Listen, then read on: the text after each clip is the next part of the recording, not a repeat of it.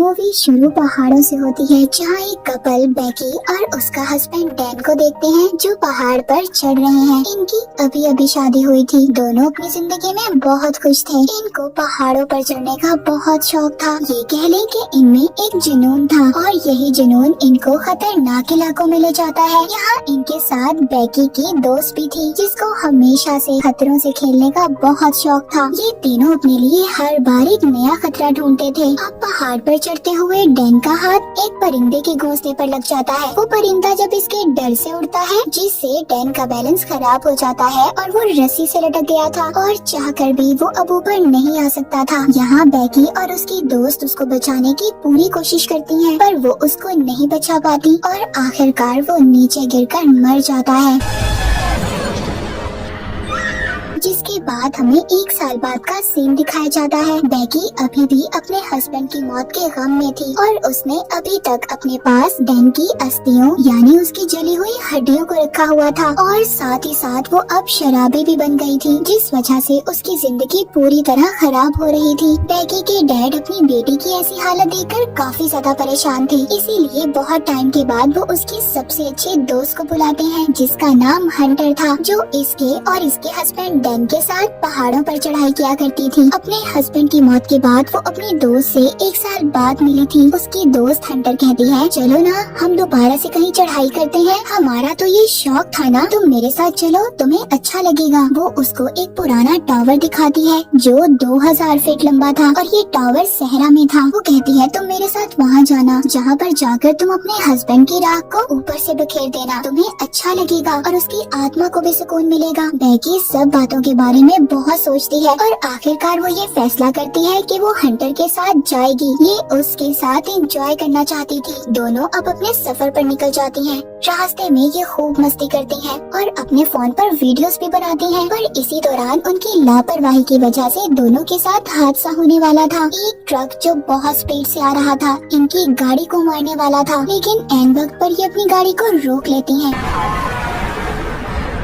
और सुकून का सांस लेती हैं कि ये बच गई और आगे बढ़ती हैं। ये दोनों अब अपनी मंजिल तक पहुंच गई थी। जाते हुए हंटर मरी हुई एक बकरी को भी देखती है, जिसको परिंदे खा रहे थे। वो सभी परिंदों को उड़ाती है और उस बकरी की तस्वीर लेकर अपने इंस्टाग्राम पर पोस्ट कर देती है। जिसके बाद वो टावर तक पहुंच जाती है। हंटर यहाँ पर वीडियो बनाती है। ये सब कुछ रिकॉर्ड कर रही थी। पहले तो इन्हें टावर की ऊंचाई देखकर बहुत डर लगता है। बेकी की हालत देखकर ऐसा लग रहा था कि वो बहुत डरी हुई है। हंटर कहती है, ओह कम ऑन यार, डरने की क्या जरूरत है, हम कर लेंगे।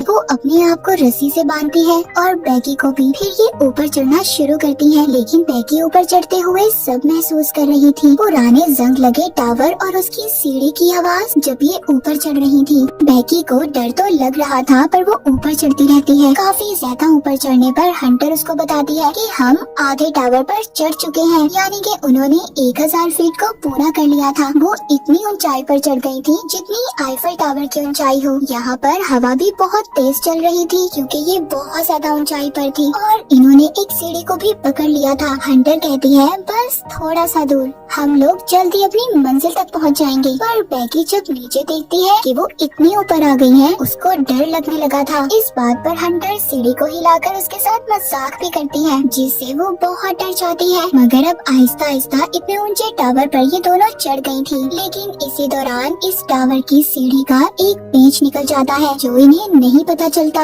ये तो अपनी खुशी मनाने में लगी हुई थी। हंटर अपना ड्रोन कैमरा निकालती है और सब कुछ रिकॉर्ड करती है। बेकी भी अपने दोस्त के साथ खुश थी, पर हंटर यहाँ पर नहीं रुकती। वो टावर से लटक जाती है और बेकी से कहती है कि मेरी तस्वीर बनाओ, और साथ ही साथ वो बेकी को भी ऐसा करने का कहती है। उसे डर तो लग रहा था, पर अपने डर पर काबू पाते हुए वो हंटर की बात मान लेती है और लटक जाती है और लटक कर वो भी तस्वीर बनाती है। जिसके बाद हंटर उसको गले लगा लेती है। यहाँ पर बेकी अपने हस्बैंड की राख को हवा में उड़ा देती है। अब इसको कुछ सुकून मिला था और दोनों उसके बारे में याद करने लगती हैं। जब सब कुछ खत्म हो गया था, ये वापस जाने का फैसला करती हैं। ये अपना सारा सामान पैक करती हैं। बेकी जैसे ही अपना बैग लेकर नीचे उतरती है, पुराने टावर की जंग लगी सीढ़ी टूट गई थी। बेकी लटक जाती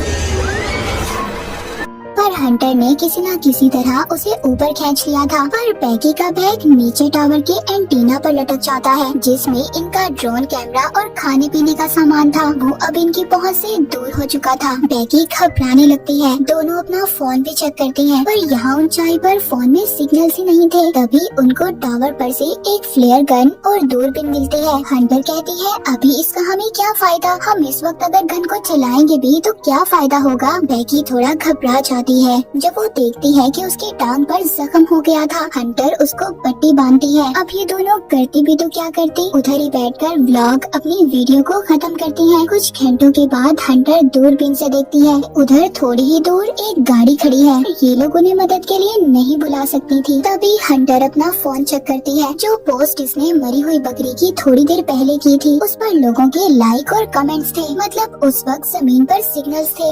हंटर अब मदद के लिए एक मैसेज लिखती है और अपनी आईडी पर पोस्ट कर देती है। अपने फोन को रस्सी से बांधकर थोड़ा सा नीचे करती है ताकि सिग्नल्स आ सकें, और इसकी पोस्ट को देखकर इसके फॉलोअर्स इनकी मदद को आए। पर अभी भी फोन पर सिग्नल्स नहीं थे और इनका मैसेज भी पोस्ट नहीं हुआ था। अब खुद लटककर फोन नीचे करने का फैसला करती है, लेकिन उनका मैसेज अभी भी पोस्ट नहीं होता। अब हंटर ये सोचती है कि वो अपने फोन को नीचे फेंक देगी, पर पहले ये उसे अपनी जुराब में डालती है और फिर अपने जूते में, ताकि इसका फोन जमीन पर गिरने से टूटे ना। और फिर ये अपने फोन को नीचे फेंक देती है, जिससे कि जमीन पर सिग्नल्स आएंगे और इसकी पोस्ट तो सेंड हो ही जाएगी। हंटर जब दूरबीन से देखती है तो जमीन पर इसको एक आदमी और उसका डॉग नजर आता है, जो अपने फोन पर किसी से बात कर रहा था। इसीलिए यहाँ पर बैगी जल्दी से अपना जूता फेंक देती है ताकि वो आदमी कुछ नोटिस करे, मगर वो कुछ नहीं करता और चला जाता है। लेकिन बैगी यहाँ पर गन चलाने लगती है। हंटर उसको रोक देती है और कहती है, सूरज डूबने का इंतजार तो करो, हमें कोई ना कोई तो बचाने आएगा। रात हो गई थी। बैगी अपना वक्त गुजारने के लिए अपनी पुरानी वीडियोस देखती है, जिसमें वो अजीब बात नोटिस करती है कि हंटर उसको और उसके हस्बैंड को अजीब नजरों से देख रही थी। लेकिन तभी हंटर उसको फ्लेयर गन चलाने का बोलती है और साथ ही वो अपने फोन की लाइट को जलाकर इधर उधर करने लगती है। तभी उन्हें दो आदमी देख लेते हैं, पर वो उनकी मदद नहीं करते कि ना ही वो उन्हें साफ नजर आ रही थी। जाहिर सी बात है, वो इतनी ऊंचाई पर जो थी। उल्टा वो आदमी उनकी गाड़ी चुराकर भाग जाते हैं। अब यहाँ पर रात को ये सोने की कोशिश करती है। हंटर नीचे गिरने वाली थी, पर बैगी उसको बचा लेती है। तभी वो उसकी टांग पर बना हुआ एक टैटू देखती है, जिस पर 143 लिखा हुआ था। और यहाँ पर बैगी को याद आता है, वो जब भी अपने हस्बैंड डैन को आई लव यू बोलती थी, वो जवाब में उसको 143 बोलता था। यहाँ पर बैगी को ये बात पता चल गई थी कि उसके हस्बैंड और उसके दोस्त का आपस में रिश्ता था, और अब हंटर के पास भी कोई और दूसरा रास्ता नहीं था। वो बैगी को अपने और उसके हस्बैंड के बारे में सब कुछ बता देती है। बैगी ये सब सुनकर अजीब सी सोच में थी। हंटर उससे माफी मांगती है, लेकिन इसी दौरान बैगी अपने बैग को देख रही थी, जिसमें उसका ड्रोन और पानी भी था। हंटर कहती है, मैं जाऊंगी उधर तक तुम्हारे बैग को लेने के लिए। अब वो टावर के चारों साइड पर एक हुक डालती है और रस्सी से खुद को बांधकर लटककर बैग लेने जाती है, पर अभी भी वो बैग तक नहीं पहुंच पाई थी। अब हंटर क्योंकि शुरू से ही न डर थी, इसीलिए वो रस्सी को छोड़कर एंटीना के ऊपर कूद जाती है और बैग ले लेती है। हालांकि अब रस्सी उससे दूर थी, लेकिन वो बैग से सेल्फी स्टिक को निकालकर उसकी मदद से बैग को रस्सी बांध देती है। अब वो एक खुद लंबी छलांग लगाती है, जिससे वो रस्सी को पकड़ लेती है। आहिस्ता आहिस्ता उसे पकड़कर वापस ऊपर चढ़ती है, मगर एकदम रस्सी उसे छूट जाती है और वो नीचे गिर जाती है।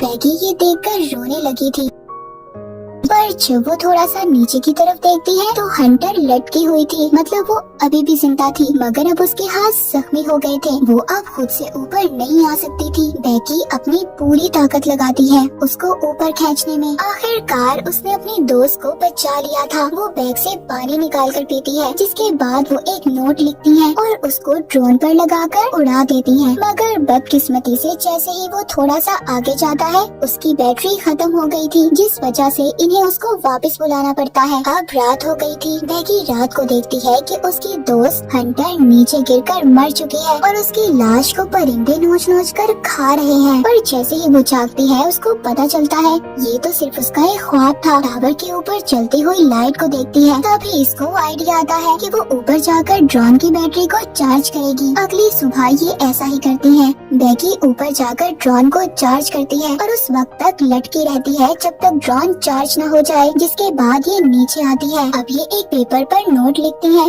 और उसको ड्रोन पर लगाकर उड़ा देती है। ये अपने ड्रोन को एक घर की तरफ भेजती है। इससे पहले ड्रोन घर तक पहुंच पाता गाड़ी से टकराकर टूट जाता है। ये यहाँ पर एक दिन इसी उम्मीद में गुजार देती हैं कि कोई इनकी मदद के लिए आएगा। बेकी की हालत बहुत ज्यादा खराब हो चुकी थी। अब वो एक दिन भी यहाँ नहीं गुजार सकती थी। तभी वो हंटर से उसका जूता मांगती है ताकि वो अपने फोन को नीचे फेंक सके दोबारा से मैसेज लिखकर, क्योंकि उसके पास कोई और दूसरा रास्ता नहीं था। पर हंटर उसको मना कर देती है। यहाँ पर हमें पता चलता है कि हंटर तो उसके साथ ही नहीं, वो तभी नीचे गिरकर मर गई थी जब वो बैग लेने के लिए गई थी। और बेकी का सिर्फ एक ख्याल था कि हंटर उसके साथ है ताकि वो खुद को अकेला महसूस ना करे। जब वो नीचे देखती है तो उसकी दोस्त हंटर की लाश परिंदे खा रहे थे। बेकी अब बहुत ज्यादा रोती है। अपने डैड के लिए एक मैसेज रिकॉर्ड करती है, एक आखिरी मैसेज। उसको भी अब ये उम्मीद नहीं थी कि वो बच पाएगी। अब सुबह हो जाती है। एक दिन और गुजर गया था। तभी एक परिंदा उसकी टांग पर निकलता हुआ खून देखकर उसे खाने आ जाता है। बेकी उस परिंदे की गर्दन तोड़कर उसे कच्चा खा जाती है,